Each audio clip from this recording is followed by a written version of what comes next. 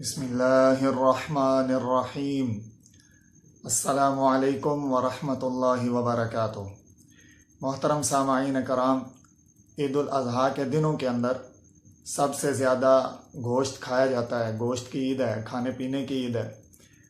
इसीलिए हमें इस बात का इल्म हो कि हमारे नबी सल्लल्लाहु ताला अलैहि वसल्लम जानवर के किस हिस्से का गोश्त ज़्यादा पसंद फरमाते थे, और आप सल्लल्लाहु ताला अलैहि वसल्लम क़ुरबानी के गोश्त की क्या मिक़दार, यानी कितने दिन तक हमें क़ुरबानी का गोश्त इस्तेमाल करने की इजाज़त दी है, और आप सल्लल्लाहु ताला अलैहि वसल्लम गोश्त किस तरह तनावुल फरमाते थे, ये सारी बातें आप हज़रात के सामने रखने के लिए चंद एक मिनट आपके दरकार हैं।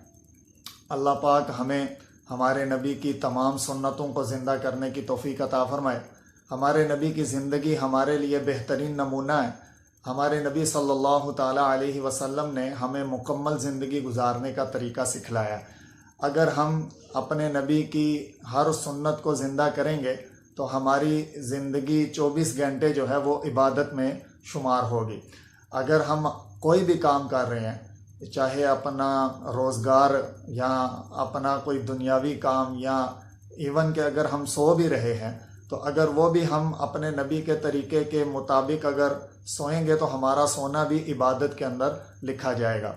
तो गोश्त खाने में सबसे पहले तो चंद एक अहादीस आपके सामने रखता हूँ, जिसमें से सबसे पहली सुन्नत ये है कि नबी सल्लल्लाहु ताला अलैहि वसल्लम गोश्त तोड़ कर काट कर भी खाया करते थे, और आप सल्लल्लाहु ताला अलैहि वसल्लम गोश्त को दांतों के साथ भी नोच कर खाते थे। और इसी तरह आप सल्लल्लाहु ताला अलैहि वसल्लम ने गोश्त की तारीफ़ भी फरमाई। आप सल्लल्लाहु ताला अलैहि वसल्लम का फरमान है कि गोश्त जो है वो तमाम सालन, जो जितने भी किस्म के सालन हैं, सब सालनों का सरदार जो है वो गोश्त है। इसी तरह आप सल्लल्लाहु ताला अलैहि वसल्लम को जानवर के दस्ती के हिस्से का गोश्त सबसे ज़्यादा पसंद था। आप सल्लल्लाहु ताला अलैहि वसल्लम को कई मर्तबा आपकी खिदमत में दस्ती का गोश्त जो है वो पेश किया गया, तो आप सल्लल्लाहु ताला अलैहि वसल्लम ने उसको बड़े शौक़ से तनावुल फरमाया, और बड़ी आप सल्लल्लाहु अलैहि वसल्लम की पसंदीदा ग़ज़ाओं में से, मरग़ूब ग़ज़ाओं में से दस्ती का गोश्त था। और दस्ती जो है वो आप हज़रात के इल्म में है कि जानवर की अगली जो टांगें हैं, अगले जो बाजू हैं, उनको दस्ती कहा जाता है। इसी तरह आप सल्लल्लाहु ताला अलैहि वसल्लम क़ुरबानी के गोश्त को कितने दिन तक इस्तेमाल करने की इजाज़त दी, तो आप सल्लल्लाहु ताला अलैहि वसल्लम ने क़ुरबानी के गोश्त को यानी इख्तलाफ यहाँ पर पैदा होता है कि एक हदीस पाक है कि आप सल्लल्लाहु ताला अलैहि वसल्लम ने इरशाद फरमाया कि तुम में से कोई भी ईद के तीसरे दिन की सुबह इस हाल में ना करे कि उसके पास गोश्त मौजूद हो। ये एक ख़ास वाक़या है जिसमें आप सल्लल्लाहु ताला अलैहि वसल्लम ने ये इरशाद फरमाया था, वगरना आप सल्लल्लाहु ताला अलैहि वसल्लम ने ज़्यादा मुद्दत तक भी गोश्त को इस्तेमाल करने की, क़ुरबानी के गोश्त को इस्तेमाल करने की इजाज़त दी है।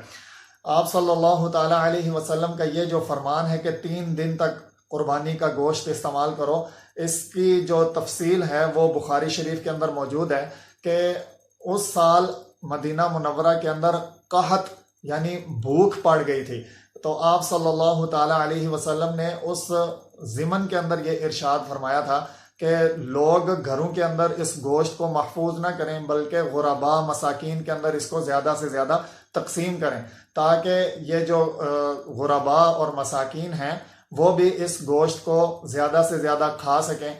और देखा जाए तो ओवरऑल पूरी दुनिया के अंदर जब भी क़ुरबानी का मौसम आता है, ईद उल अज़हा आती है, तो सबसे ज़्यादा इसका फ़ायदा जो है वो गुरबा और मसाकीन को होता है।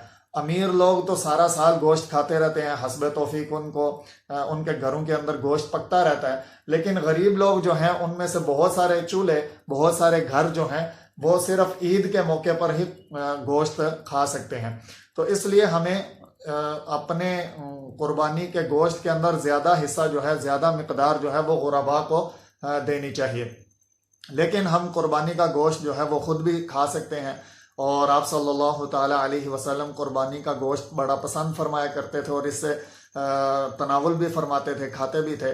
तो इसलिए 2-3 पैगाम आप तक पहुंचाने थे। एक ये कि कुर्बानी के जानवर के किस हिस्से का गोश्त नबी सल्लल्लाहु ताला अलैहि वसल्लम को पसंद था।